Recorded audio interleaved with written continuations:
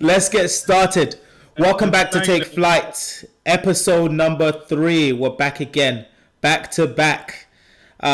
Consistency, guys. I'm here with Daniel, Pabilo, Shuwel, and myself, Olu. So let's get started. Household names. Exactly. Let's get started. So this week, we're going to be talking about morning routines. What do we do in the morning to get the best out of the day? Then we're going to move to hot topics. This week, we're going to talk about the Guardian's article about everyday racism that minorities face. So let's get started.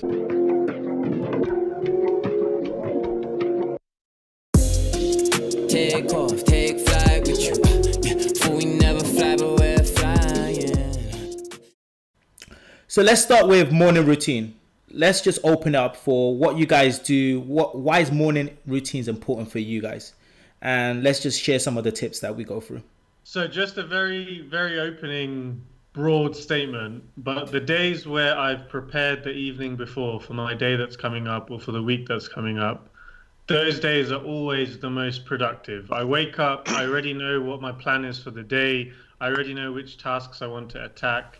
If I can start off the day doing a bit of exercise, even better, because then that keeps me in a healthier mood for the rest of the day. But just a very broad statement, the days where I do something in the morning and it's already planned, they're just a lot more structured and productive than days when it's just not so good. Yeah, I agree with you, Shuwel. For me, every day I try to work out, at least try to get an hour workout in. It's convenient for me because I have a gym in my office. But I think the best way to start the day is burn some calories, get active.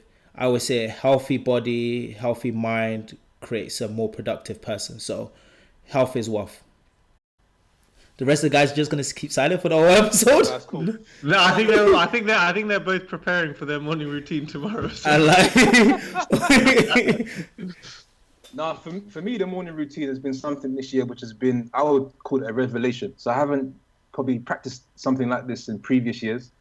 And it came from just studying people that are successful in their space and trying to understand what is it that they do in the morning, right? And a lot of what you hear is, I think you've heard the saying, early bird catches the worm. And so it was the second mouse gets the cheese. And the second, sorry? Second mouse gets the cheese. I've never heard that. Yeah, version. there's something that people don't know with these common phrases, but there's a continuation. The second mouse gets the cheese because the first one falls for the mousetrap. So basically, what you're saying is, don't be the first one to get or to go. Is that what you're trying to say? No, I'm just saying. That's what the phrase is. Just throwing quotes out there. the early bird catches the worm. Right, Pete, go ahead. Yeah, no. So it's been and trying it out this year. So, like you said, to your point, Shuwel, my best days have been where I've woken up early. I've had probably an hour or two to sort of go through the routine and then start the day. I think there's just something about waking up early in the morning that just gives you a sense of winning. So, but yeah, it derived from looking at successful people and seeing that the common theme was that they all woke up around 4, 5 in the morning, and then they just started their day from that standpoint. And I think it's probably one of the hardest things to do. So if you can actually manage to get up before the sunrise or before most people, you will find it probably sets you off on the right foot. I struggle with that one a lot. What do you guys do to get up early in the morning? Because for me personally, I stay up late. I work. I personally feel like I'm more productive at night, but I need to improve in terms of getting up early. What do you guys do to ensure that you get up early in the morning? Well, don't see something as your alarm clock. See as an opportunity clock. That's something Zig Ziglar said. Every time your alarm goes off, seize an opportunity to make your day count. And that's the thing we have to remember is you're woken up for a reason because your purpose on this earth hasn't yet been fulfilled. You still have an impact to make, and that's what I see. I see as an opportunity to make a difference. And then you might have to repeat that. That was gold, man. So yes, don't call it an alarm clock. Call it an opportunity clock. See it as a new day as opportunities for you to accomplish, new challenges to overcome, and for you to have an impact on the day. I've always been someone who hasn't found it difficult to wake up in the morning anyway. So that's been something easy that I've been able to adopt and take in throughout university and into, recently during work and everyday life. Even when I'm on holiday at the weekends, I'm still up, before 6 o'clock. So it's never really a challenge, but it's just also being productive at the same time. So I start my day with prayer. I have a to-do list of what I need to do and what I set out to do in order of priority. And I take that. But with me having to, wake up and leave quite early to commute to work, I also maximize that time on my train into London. So that could be whether I'm reading, reading up on some financial news, seeing how the day's going to, what has happened overnight can almost determine how my day may go. It's always good just to be a step ahead and also try and anticipate what your day could look like, where you can make room for things, where you may need to adjust, and tick off the top 3 priority in a forever growing to-do list. Because if we're honest, we always have something to do, but it's always about prioritizing the things that we need to attack at the right time to make our lives a bit easier.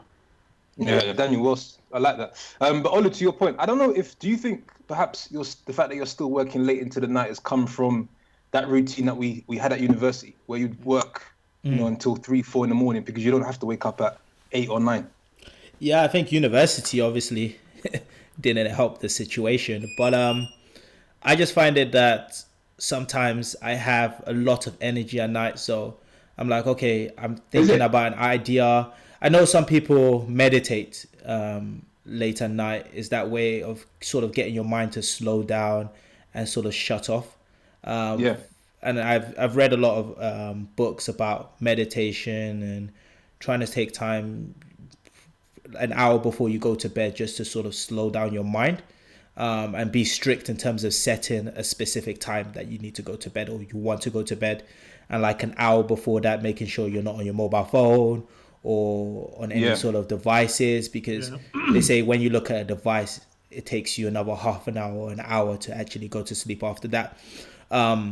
But I think the meditation is one that I need to sort of try just to ensure that I start my day right. Yeah, no, to answer your question, so I think there's a lady called Mel Robbins. She's a motivational speaker, really interesting story. And she has something called the $1 Million Morning, if I'm correct. And it's a really, really, really powerful toolkit to listen to and see how, if you can adapt, if you can basically take on her advice and her methods and how beneficial it can be to you. So to your question about how you can sort of make it easier to wake up in the morning, one thing that she actually recommends is for the phone, your phone is not allowed to go into your bedroom. Like replace your phone with an alarm clock. So go out and buy an alarm clock and set and use that to wake yourself up. And so what she says basically is, because to your point, what you just mentioned, what happens with all of us, and we're all guilty of it, as soon as we wake up in the morning, first thing we do is we check our phone. It could be emails, it could be, unfortunately, Instagram or anything along those lines. And that throws us immediately. So she says, don't allow your phone to go into your room. And so actually it's funny, when I've put my phone out in the hallway or in the sitting room and I've set my alarm, when the alarm goes off in the sitting room, I'm out of my bed because I want to turn it off. So by walking over to the sitting room from the bedroom, I'm literally up. So I think that has been one of the most effective ways of getting up, getting out and moving. Because if it's by my bedside table, I'm only going to switch it off and snooze it. Yeah, exactly. And mentally you plan like maybe half an hour or 20 minutes before you need to leave, and you just continue snoozing and snoozing it. You can be like extremely motivated to say before you go to sleep, I'm going to wake up in the morning, I want to wake up early, leave your phone by your bedside table and you will snooze 100%. Exactly. No, that's a good point. Shuwel, you got I had the same thing actually. I think I was never much of a morning person, and I always preferred exercising in the evenings before. And I think around this time last year, while I was still in Tokyo, similar to P, I was just reading different books and listening to people's interviews who have had a certain level of success in their lives. And the one common theme that kept coming across was morning routine, exercise, planning your day, all of these things. So similar to you, Olu, I just couldn't get myself out of bed in the mornings at the beginning. And I signed up to a gym which had early morning classes from, I think, 7 till 8. So I signed up to it, and this gym was actually quite expensive in Tokyo. But because I was signing up and committing to a class, I basically had to go. Otherwise, I was just throwing away $20, I think, a class. But so you're a baller, that's nothing. Huh? Nah. Big spender here, yeah? So that was one thing, to try and force myself to wake up. And the second one was similar to what you were saying, just packing my gym kit in the morning, just having that extra 5-minute activity the evening before would save me a lot more time in the morning. Because when you wake up, you're a bit slow. You don't want to think about what outfit should I wear, where's my water bottle, all of this stuff. So if you can simplify that aspect in the morning as well, then that made it a lot easier to get up and go to the gym. And since then, I've been able to really incorporate it into my routine. And just doing something every day. I know that if I have a week or two where I don't do anything, then it's so difficult to get back into the routine of things. So keeping it consistent and doing that also really helps me. So just building on that point that P made about the phone. So I tried to put a phone in a separate room, but for me, it just didn't work. Maybe my willpower was too weak. So I found a middle solution where I put my phone's on charge on the other bedside table, so on the side of the bed that I don't sleep on. And then I actually have a spare phone, which doesn't work to make calls or get notifications, and I just use that phone as an alarm clock. So that for me bridges the gap where if I need to reach over to the other side of the bed to check my notifications, that extra bit of effort in the mornings tends to push me to not check my phone and just get up. So that has actually helped a lot for me to wake up in the mornings and try and be efficient in the day. That's interesting. Now, P, I think now Daniel, you mentioned something that was really, I think, really good, was around your commute and how you leverage and use that time to sort of plan for your day. And I think that's one thing I've started trying to do, is utilize any moment that I have. So for me, my commute, I drive to work. It takes me like 45 minutes to drive to work.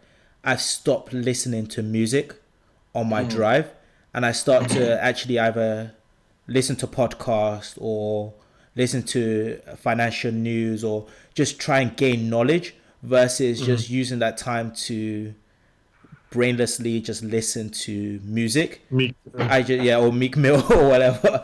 But I try to just leverage any sort of commute time. It's a dope album. I'll let P give his album review. You can just DM him. He'll give episode 4. But no, it's just utilizing those moments where you're either commuting to get ahead, be productive, or even learn a lot more. Yeah, I see. I think a lot of what we're saying, and I think this has also come from recommended practice. I think we're all talking about having, say, an hour or 2 hours in the morning where it's dedicated to something productive. So I was just thinking some of the things like moving on also from the phone, some of the things that I've tried in the morning that have also worked out quite well is, in addition to putting the phone in another room, that waking me up, is not looking at my phone for the first hour of the morning. And that just allows my mind just to sort of, because what you'll find is that you give your brain a creative space to come up with new ideas and just give it sort of that space that it needs. Because once the day starts, you're already consumed into emails, texts, messages. And so it's kind of, I think it's actually the one time in the day where you can actually have time to yourself that is much needed for good ideas. And so so to your point, Olu, about in the car and listening to podcasts, I think we're talking about that space in the morning. What we're all talking about essentially is what's known as the golden hour. And that's what we're talking about. It's about setting some time aside to reflect in some quiet time to yourself. And most people know that you become what you think about most of the time. And it's important that each of us start our day in the right way, in the right way. And whether it's 30 minutes, 60 minutes, making sure that we feed our mind with positive ideas, we use the quiet time effectively, as we've all been saying. We practice daily visualization of what we want to achieve and achieve on that given day. Yeah. Even just making sure that we are not only using that time, but it could even be that we could do exercise, which helps create time and free our mind as we can ponder and meditate on what we want to achieve. I prefer exercising early in the morning, but because of my commute and where I now live, it's very difficult. I do it in the summer about 5 a.m., go for a morning run. But even taking time out during my working day at lunchtime, that just helps me to free my mind, take time off of a busy day, free out. Always make sure I make time for that hour at lunchtime just to go out and just do some exercise and just come back refreshed. Agree. So for the people because there's a few people listening that might have started a new job or in a work environment, what are some of the tips that you guys do when you get to work in terms of morning routine so that you can ensure that you have a productive day? The first thing I do when I get into work at my desk is I check my emails. It may sound counterproductive, but I check that to see what's most important. because things may have happened during the financial markets that I need to be on top of first thing. And if I don't see anything that's important, I start reading some market news, just to familiarize myself, listen to the news, see what are the breaking news stories, see what's happened overnight in the different regions. That's how I usually start my day, with some news, a bit of maybe half an hour of just reading news, taking in some information. It's not always news pertaining to my specific role, but of course also could be general economic news as well across the globe. Yeah. Just to interject there, it's an interesting. I think it depends on the role that you do, but there are some recommendations and advices out there where it says to be at your most productive, you should check your emails at certain times of the day. So some people even say you shouldn't check your emails for the first a couple hours. Although that would be great. Like, I've tried to do that a couple times, and I've been caught out because I'm thinking to myself, okay, cool, I'll check my emails at 11, but at 9 o'clock I received a yo. So anyways, but no, it would be nice to check your emails sort of closer towards lunch and then maybe in the afternoon, because you give yourself that morning to do what we extend what you were doing at home and think. But it's not possible for all roles. Yeah, I just try and look at my laptop 3 times a day. I think first when I get into the office. Isn't that how much you touch it for the whole day anyway when you're working? Maybe that's what you do. Maybe that's what you. You'd be calling up my phone like you got no day job. What, during lunch? I don't know what time you call me. Anytime. You don't even have reception in your workplace. I swear your workplace doesn't allow you to use your phone. But anyways, what I was saying is I look at my laptop 3 times in a day. So first thing in the morning, one, I look through it just to write down a to-do list. So I scan, okay, what is important? And I scan it based on, okay, who's sending it? If it's your CEO or CFO, okay, that's important. When is the deadline? Based on if it's something out next week, 2 weeks time, whatever, you rank it on importance. So I put that to-do list, and then I don't touch my emails until lunchtime, and then sort of end of day in case something comes in. Because like you mentioned, if you're constantly just looking at your email, you're always changing your priorities, losing focus. I think someone said it takes you 10 or 15 minutes just to gain focus. Recover. Just to take focus on a task. And if the moment you think about something else, you've lost your complete focus, and it's going to take you another 10 minutes to get focus again. So you won't be productive if you're constantly just receiving new information and new emails and constantly changing your priority. Yeah, although I think I have a very similar process, but what I try to do is the evening before I leave the office, I think it also depends on the job actually. I guess, Daniel, your role is probably more reactive with the market, with the news, etc. I think if you're working in a corporate environment within a company, for example, which sells or manufactures products, maybe you're not so reactive to the news. So what I try to do is the evening before, I try to highlight 2 or 3 activities on my kind of to-do list or Excel file where I track my activities for my projects, and I highlight them for the next morning. So that means when I'm in the office eventually, then I already know which are the key activities that I need to start on with the day, and ideally try and get 1 or 2 of them out the way before lunch. But I mean, all of us can plan this, but I think we've all probably experienced those days where we come into the office, something has gone wrong somewhere, and everything has been pushed out the window. So we also have to fire drills. I think that also the fire drills. So, however many times we structure these things, I think to a certain extent we have to be flexible. And in the morning, sometimes if something more important has come through, then we have to adapt accordingly as well. So. Yeah, and because of that, my approach is actually just to write down one thing. If by the end of today, what's the one thing that I want to be able to sort of get done, accomplish? Because you know that you're going to have more than one thing to do. It could be small or big. So, and I also recently heard Jeff Bezos say 3 good decisions a day is enough. Yeah. So the to-do list is actually not that very long. It's probably 1 or 2 things. Quick question for you guys. Do you think there's a point where you're doing too much in the morning routine, where you wake up and you've got, if you have like the meditation, the gratitude journal, the exercise, the mindfulness, the podcast, to a certain extent, do you think you have to try and figure out for yourself what's the right limit? Because there could be a argument that sometimes people are doing a bit too much, and it may be bordering into the unproductive part.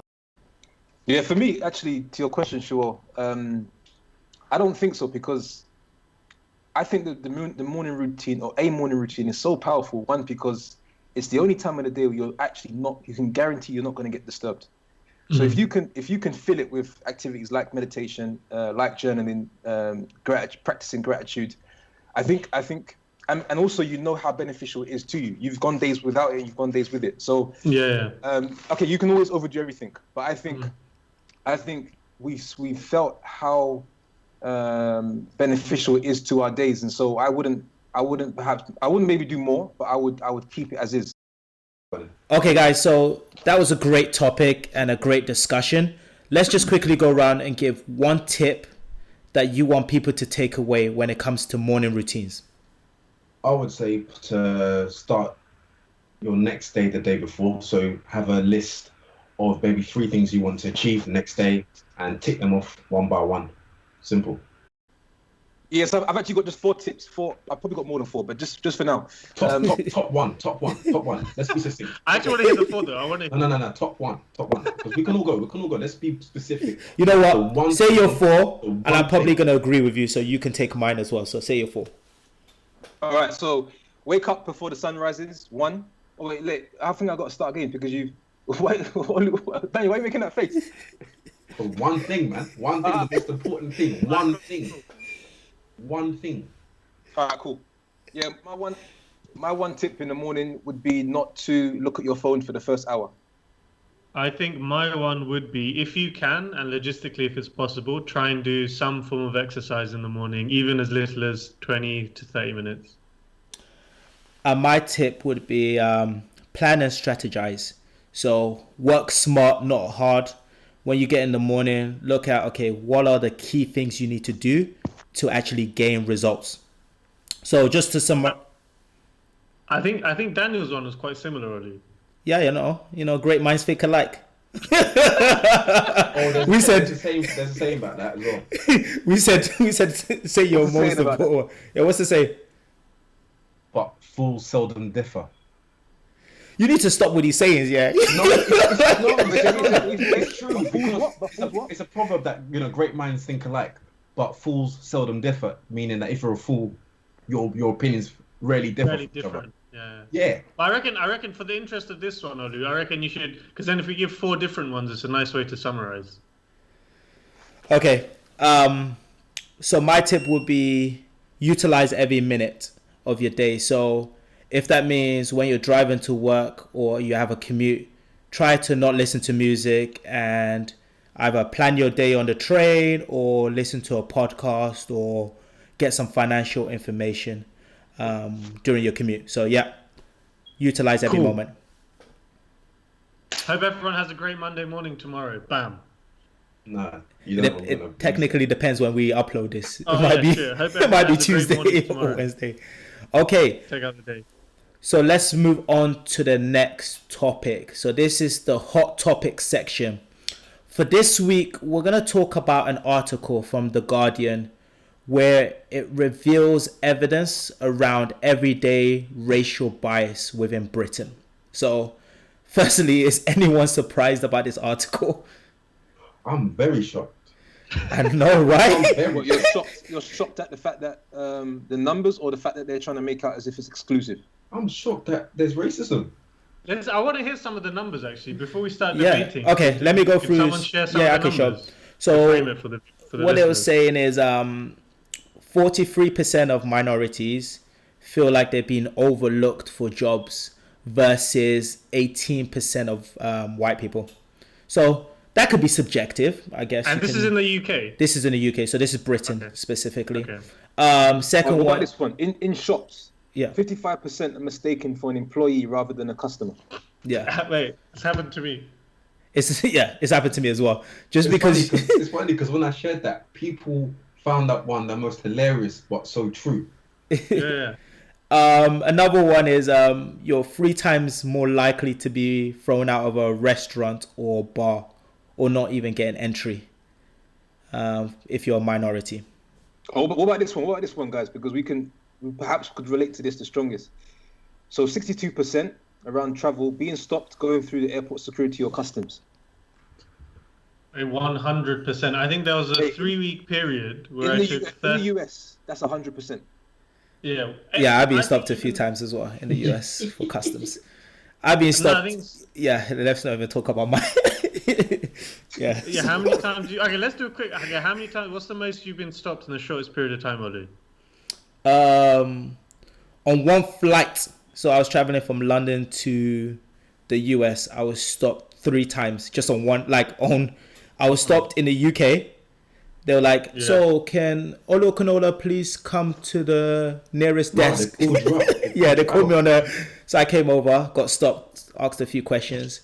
When I landed, I got stopped again, and then they were like, No, there must have been something up that "Yeah, day, 'cause this was the first time I Yeah. traveled What to were the you US." carrying? And then they asked me to like Camel wait at the bags, side, something like the side section where they asked me a few questions like, "Okay, so what do you do? Why are you coming to the US? Do you have any family?" I was like, "Guys, I've got a good life in the UK. I don't want to stay here." Like, but you know, that was probably my worst experience when it comes to traveling. Yeah, I think for me, I had a period where I was traveling extensively for 4 weeks, and over the course of 4 weeks, say I took 13 flights, and I was stopped 11 times for random searches, random in apostrophes, which is crazy. 11 out of 13 is not random. There's something, maybe it's my name, the way I look, something in the system which made me be flagged loads of times. And actually, the other one that Pabilo mentioned about being mistaken for workers or something. I remember being with another brown friend of mine, and we were in Geneva, and we were at a party for a charity organization. I'm not going to name it. And this was a black tie event. I think it was around Christmas time, so it was a Christmas evening. I can see where And this me is and going. my brown friend, we went behind the counter where you have to hang your jackets up. So me and him, it's a cold winter's evening. We're hanging our coats up. Then a group of, I think majority of them were females. They came along, and I think they were majority Caucasian. And when they saw me and my friend behind the counter, they thought we were working there, to the point where they started taking their coats off and passing it over to us to hang it up. Should have robbed it, man. But I think the more important thing here is what's the mentality that you guys adopt during these situations? I just gotta laugh. What do you guys do? I think it's worrying because, not even worrying, but it's sad that this has now become the norm. The norm in terms of this is our day-to-day life. So when this article says, oh, 40% this, 30%, this is what we experience on a day-to-day basis. And it's reached a point where you either try to numb the feeling, because when I was younger, I'll be honest with you, it frustrated me being pulled over by the police, searched for no apparent reason, just because I can't even justify the reason, but you just stopped, to a point where now, as I've become older, you try to either numb the experience or try to just make it not ruin your day, because it's so easy for experiences like this to ruin your day. It's funny because I've never been stopped and searched. I've been pulled over in my car once. It was a few years ago. I was driving back from Manchester. I watched a match at Old Trafford. I was driving back to You uni. support And United. Yeah.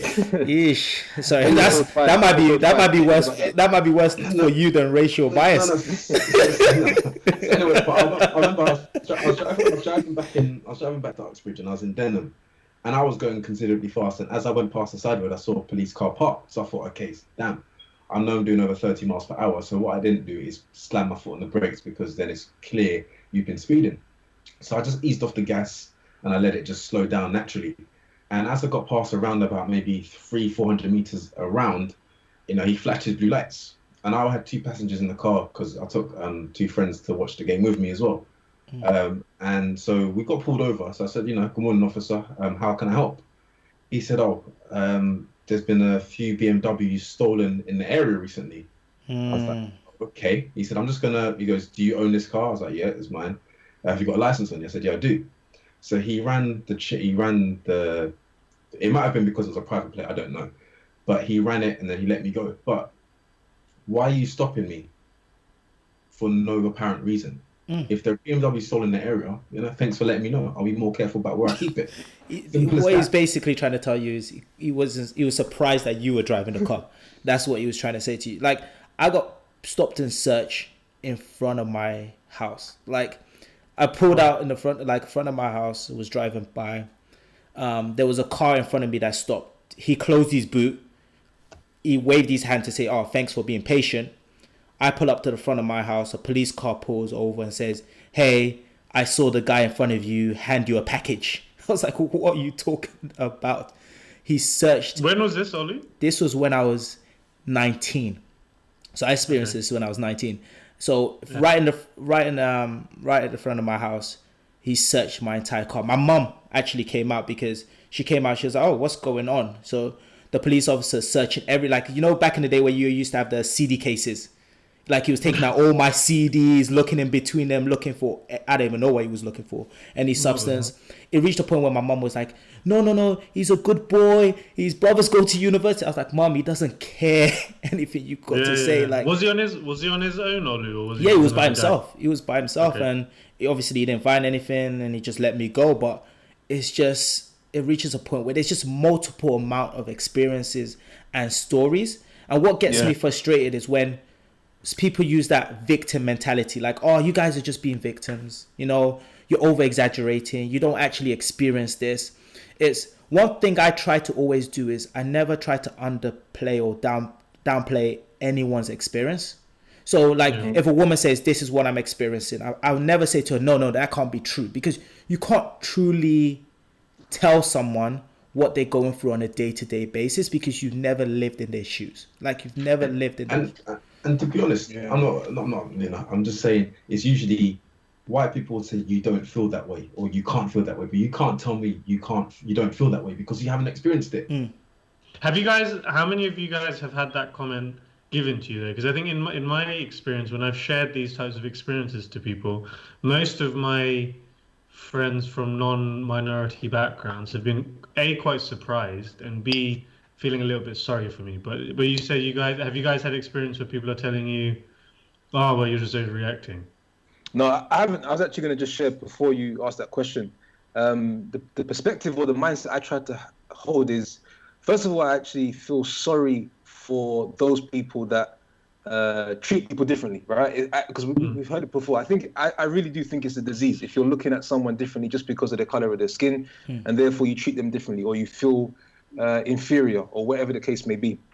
But I think it also sometimes it can also be understandable. So there was one time when I was actually going across the border from Switzerland to Germany, and across this border you have a lot of refugees going across, right?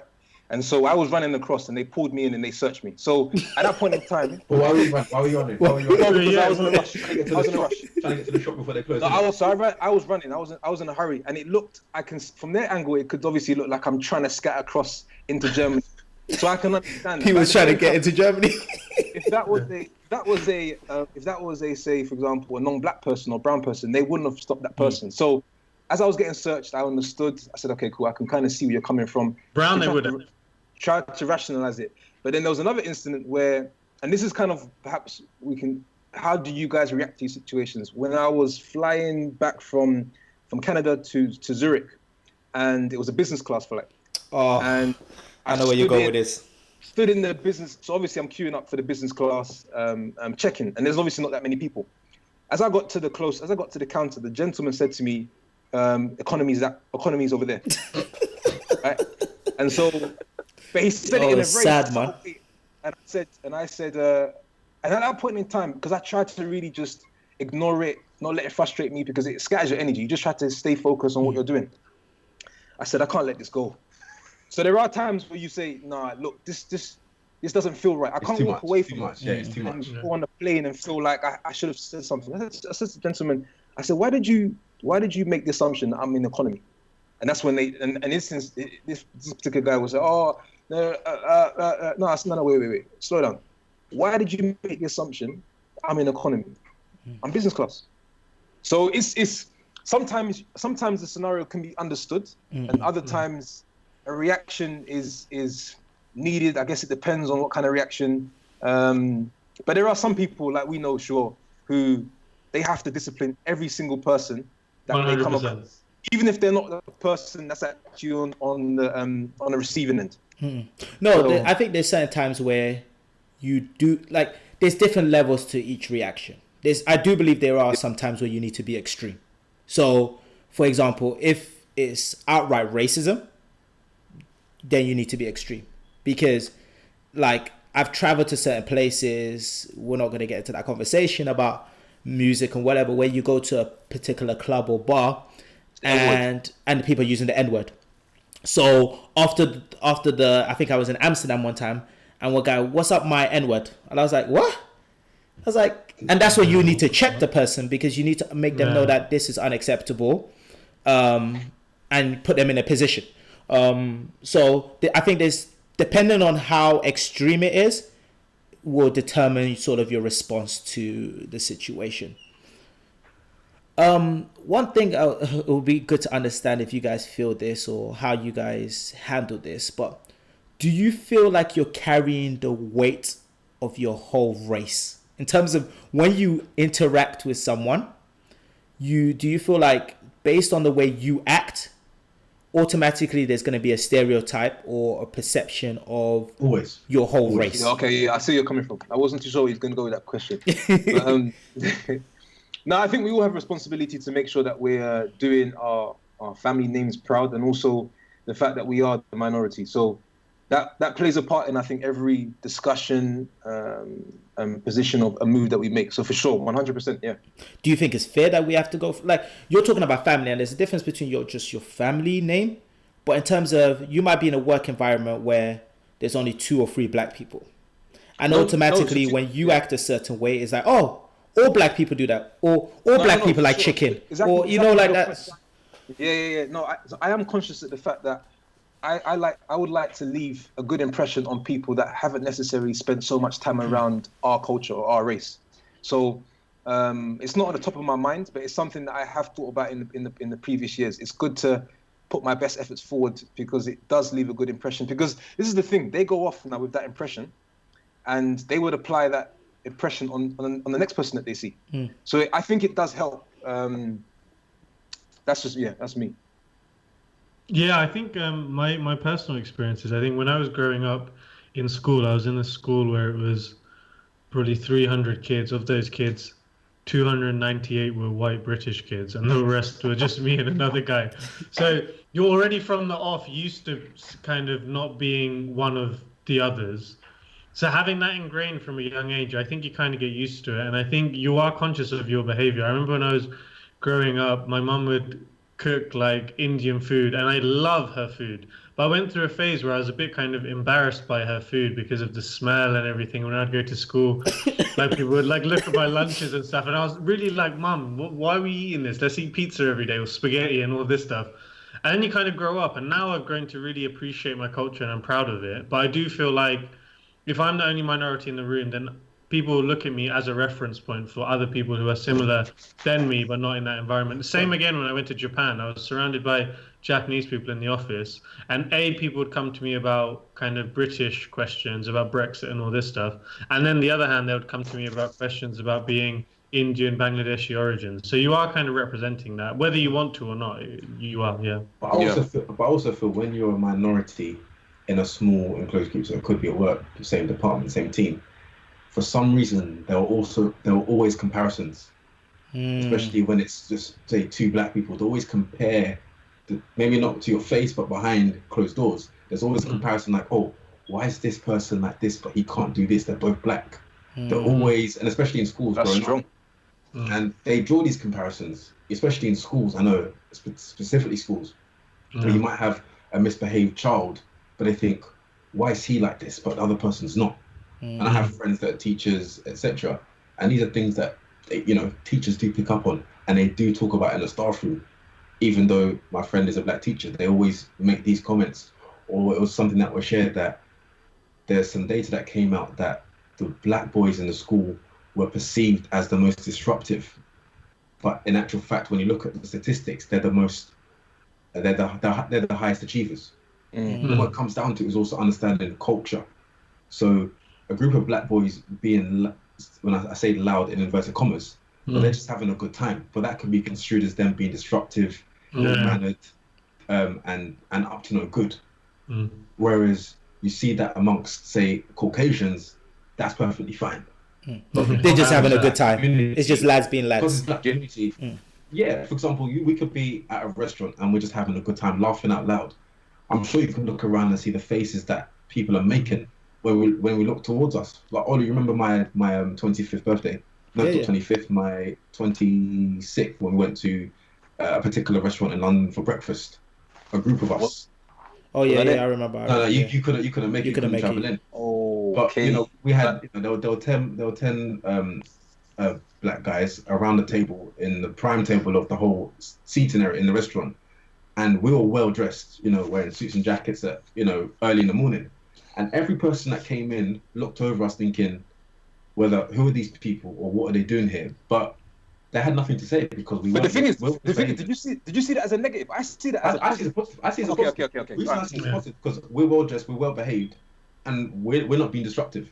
And we give a good tip at the end. Yeah. We give a very good tip. So just on that work piece, the one thing that I heard someone say this and it stuck with me, and I think it will stick with me for such a long time, is as a black and brown person, you have to prove you're good. As a white person, you have to prove your shit. Excuse my language. And that was I think was really, really, really just interesting in terms of the perception and then the comparison as you was talking about earlier. It's just growing up. You've told you need to work twice as hard to get half as far, or to get the same, half as far as another person, and it's just, I guess, for me, it's just really difficult when you carry the weight of your whole race sometimes, because you just know the reaction, and I think you mentioned it perfectly, that comparison, where it's like, if you do exceedingly well, it's like, oh, Olu does this, why can't you do that? And it's like, you got to understand, within any race is complexity. There's different people, there's different interests. Daniel loves his classical music, I like more my hip-hop music, like there's complexity in every single race. And it's just sad that currently, in the way the system is set up, is there's a certain way of stereotyping and generalizing just based on one person's reaction. But guys, so what is the solution? So we've talked about our experience, we've talked about our the disadvantages of it, but what is the solution? How is this ever going to change, or is it just a no hope race? Yeah. I think just to quickly say, from my personal opinion, if I compare how things were when I grew up in the UK, and to be honest, my experience in school, I didn't get hardly any racist abuse or any racism compared to some of my other friends who went to different schools in the same city. For me, things have actually improved quite a lot from what I observed. Whenever I go back to the UK, I feel like the city that I grew up in is more diverse. When you're in London, you're surrounded by different cultures. Despite what you see in the news, I think more things are being reported. But from what I observe, I feel like people are hopefully becoming more tolerant. How to fix it, I'm not sure. Just to share your experiences with as many people as possible. Yeah. When you meet people who have a different view or are a bit uncomfortable with you being there, smile, have a conversation with them. Try and help them be educated as to why people are different and why you're actually fundamentally the same human being anyway. Yeah, no, I like that point, Shuwel. I think, and I think I would echo on the same point around. So first of all, I mean, it's never easy, and I empathize with every single person that goes through an experience. That is because it doesn't traumatize you, but it shapes you up, and then if you don't have the conversation or you don't sort of speak on it with your own people, your parents, some of your elderlies, it can build up and then build that level of frustration. So I wouldn't say it's a solution, but my approach would be is always to keep your eye on the prize, stay focused, try not to let, as hard as it's not easy, it's easier said than done, let these sort of events scatter your energy and have you do something that you wouldn't necessarily do. And then secondly, have the conversation. So if you have experienced situations where you have been subject to racism, have the conversation and try to understand, or try to have the conversation to understand why it is the way it is, because there's so many layers to unravel, and I think having the conversation is a great way to start. Yeah, on my side, I would say I think about it in terms of two ways: internal and external. So internal is really how you respond to the racial bias that exists, which we all know exists. So it's how do you try to work on making sure that doesn't impact your energy. So you know it exists. How do you ensure it doesn't ruin your day and mess up your energy through one, looking at it as, okay, is something wrong with them and not me? Two, continue trying to just ignore and live your life. So don't feel like, okay, because this restaurant or bar, or I want this particular experience, is controlled by people that don't look like me and I'm a minority, still do those experiences and put yourself out there. And then the second aspect of it, which is the external part, is one of those areas that this just needs to be I don't want to, like, systematic prejudice or racism is something that is not going to be changed overnight. Now there's stuff like they've done with like affirmative actions and ensuring that there's certain quotas and making sure that you recruit a certain amount of minorities. I think whenever you do get in those positions, it's got to be one, educating the person about your culture and other people that are different to you, and secondly, really supporting and mentoring other people like minorities to pull them up. Because I think one thing that we don't do, that we need to do more of, is really pulling our people up. As we succeed, as we get a foot in any door, any room, it's just pulling people up. So that would be my sort of solution. Yeah, it's a good points for another episode. I like that. Well, I think to tackle that, what we need to do is, whatever it is, and I was at a men's breakfast yesterday with some very important people, and it was about... Wait, very important people? I wasn't in the room. What do you mean very important people? Pete, were you in that room? It was an elite group. I don't want to mention the gentleman's name, but yeah. And what someone said was, he said, just always give out love. The only thing we can combat anything with is love, but also education. And what also needs to be important is, when we do experience such things, be careful of our reaction. Oof. Because it's so easy to be agitated, become irate and angry in a split second. Yeah. And it's so typical, and that's the normal thing people would do. That's the reaction people would expect. But if you come out and love them, but also in an educational way, it leaves a better lasting impression, and think, wow, that was interesting. And the reason I say that is there's I don't know if you know, a special constable is someone who volunteers in the police force. So they have a full day job, they have a day job, but also at the same time they volunteer maybe 16 hours a month just to help out in the police force. And I was talking to someone, and he's a volunteer, he's a special constable, and he was at Notting Hill Carnival, and there was a gentleman that came up and was shouting abuse at him and everything, saying, oh yeah, blah blah blah, I pay your salary, I pay your wages. And he goes, no you don't. He goes, yes I do, I pay your wages. And he goes, no, I'm a special constable, I volunteer. What does that mean? He goes, well, I have a full-time job, but I just come and volunteer to help and protect people like you, to make sure you're safe. And he goes, oh wow, I'm sorry, I didn't know. And for him to come out with that reaction and response made him think, next time he comes across a police officer or a special constable, this is someone who's volunteering their own time to help protect us people. So when we do experience such things as a black person, brown person, ethnic minority, is try and educate this person, but also love on them in the right way. That's what I have to say. Daniel, you should be the next London mayor, bro. I'm going to vote for you. You got my vote. When are you running for office? I don't, that's not something I've had a conviction to do. But if I do, when you do, you got my vote. You got my vote. You got at least 3 votes from this podcast. Okay, so let's move on to the next topic, which is the book recommendation. Shuwel, so I'm gonna pass it on to you so you can go through the book recommendation.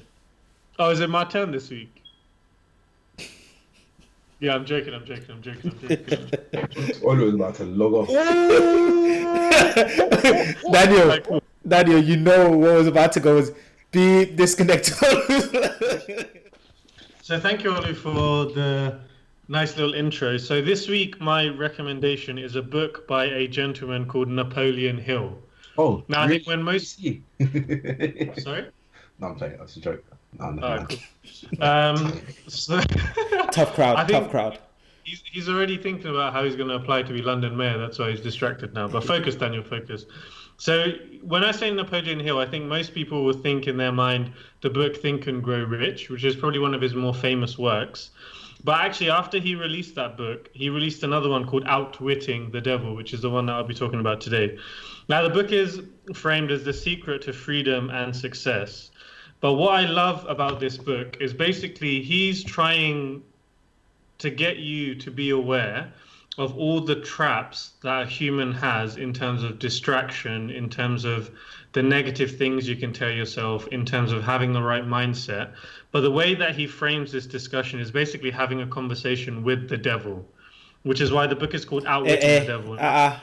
I'm a Nigerian. We're not talking to no devil. I don't know about you guys all, but my mom, my ancestors, we don't want to talk to no devil. I don't know about you guys, but okay, so this is a book which at the time, and your reaction has been perfect actually. When he released it, there was a lot of this reaction because during that time, the concept of talking about devil, Satanism, all of this was massive taboo. So before people had even read the book or looked at it, they would hear the title and they would react exactly how you're reacting, be it if they're from Nigeria, from the UK, from all over the world. So it was actually banned when it first came out. But the reason why is he's not actually talking about the Satan, he's not actually talking about the devil, but he's just talking about the opposite side of him, but all the bad traits that he has as an individual. So this is the voice inside you where if you're trying to do a project or if you're trying to do an idea, this is that voice that's saying, sure, do you know what, that's not a good idea. Like, you're comfortable over here. You don't need to risk doing that. Or this is the one that's saying, okay, if I dedicated myself to doing this particular task every day, I may not see a big win in 3 months or 6 months, but in the long term, I will. But the devil, the voice inside you saying, it's too much effort. It's not worth it. Maybe after 6 months, you'll change. So the whole idea of this book is he's having this conversation with the alter ego of himself and challenging this guy to say, well, why are you telling me to procrastinate? Why are you telling me to be lazy? And I think the way that he frames this, having a conversation with, in apostrophes, the devil, it keeps you very engaged. And it's a lot of back and forth dialogue. And I really enjoy this book. I think the fact that when it first came out, it got banned, I think this made it become more notorious. But then eventually when it was released, it was a huge success, sold millions of copies. And everyone knows Napoleon Hill. He's a great author, especially for these success books. And yeah, I've really enjoyed the book. If you can't, the listeners won't be able to see, but I've got lots of post-its of the book.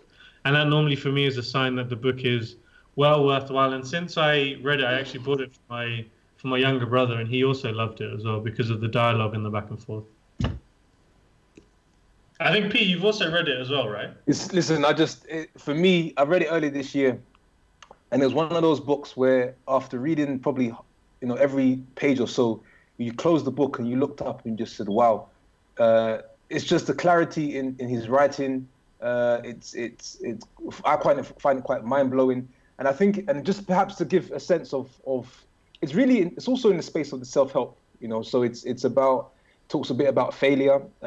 It talks around, how to see failure. I think fear, having purpose.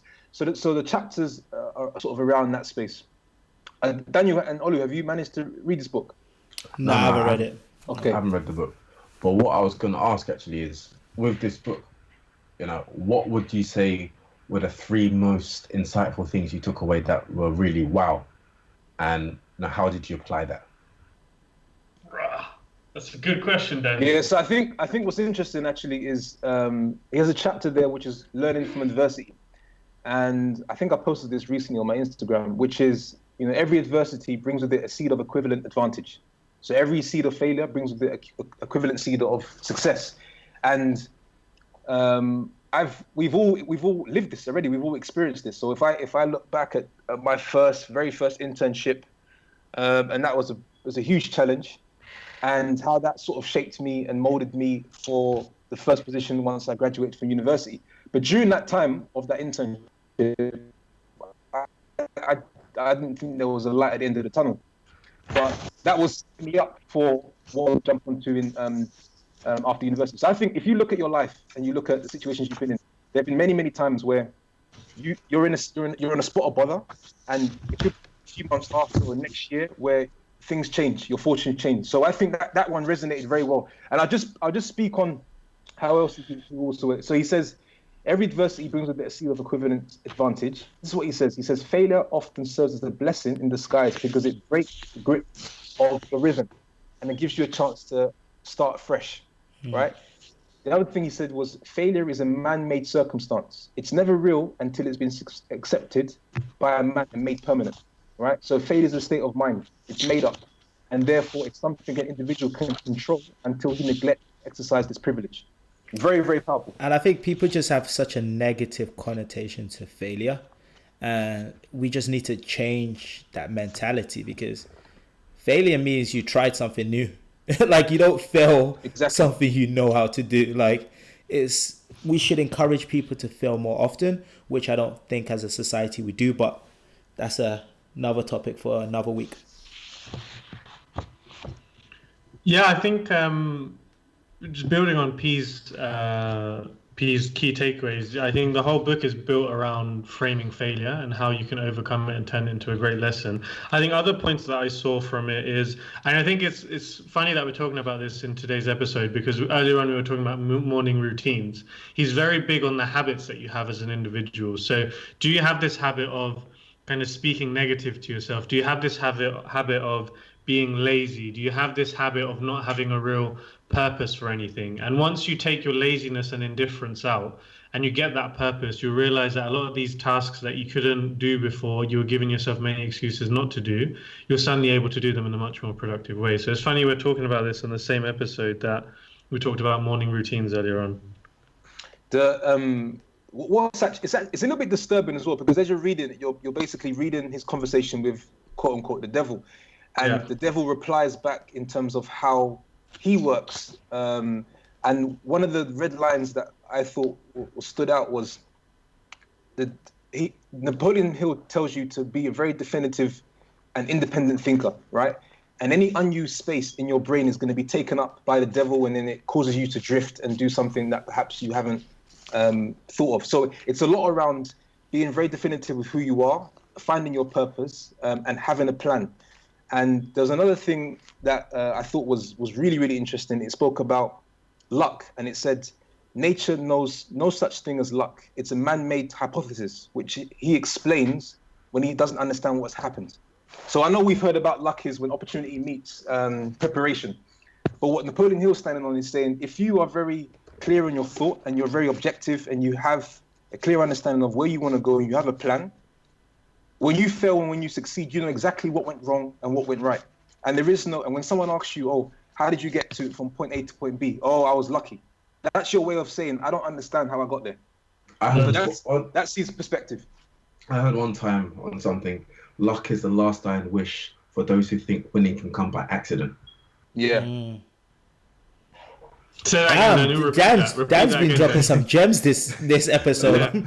That's luck, like number 4 and counting. Luck is the last dying wish for those who think winning can happen by accident. Damn. Do you have like a book, like instead of the dictionary, do you have like a book of like quotes? No, it's just whatever you feed your mind can spring up at any time, isn't it? That's true. I think just quickly scanning through the book again as well, some other common themes that come through. And I think I touched upon earlier. So your purpose, once you have that purpose aligned for any activity you're trying to do, then it will make life a lot easier and you'll be more focused. Mastery over self, which is what we had discussed earlier on. So morning routine, what are you How are you controlling your own actions and your own thoughts?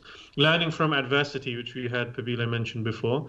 Controlling environmental influence. So this is the people around you. Are these people helping you get to where you want to be, or are they kind of dragging you back? Maybe those guys are the quote unquote devils in your life, where they're dragging you down or making you go down a path that doesn't make sense. Another one is time. So controlling your time and making sure that you're dedicating your time more towards positive thoughts rather than negative. And the last two is harmony. So trying to get harmony with your mental being, your physical well-being, and the spiritual to make sure they're all aligned. Because if one of them is out of sync, then pretty much the whole system goes. And then the last one is just being cautious.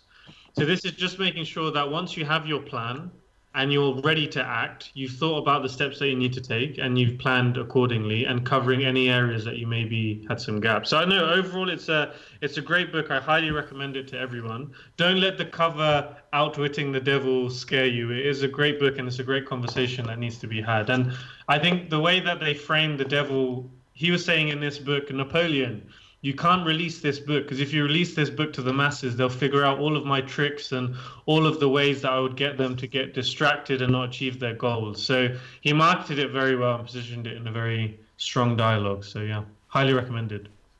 Great. Thanks, Shuwel. So that's the end of episode number 3. So thank you very much for listening. Next week, we're going to come back with a few more topics. So really appreciate the time. I hope this episode was useful, insightful.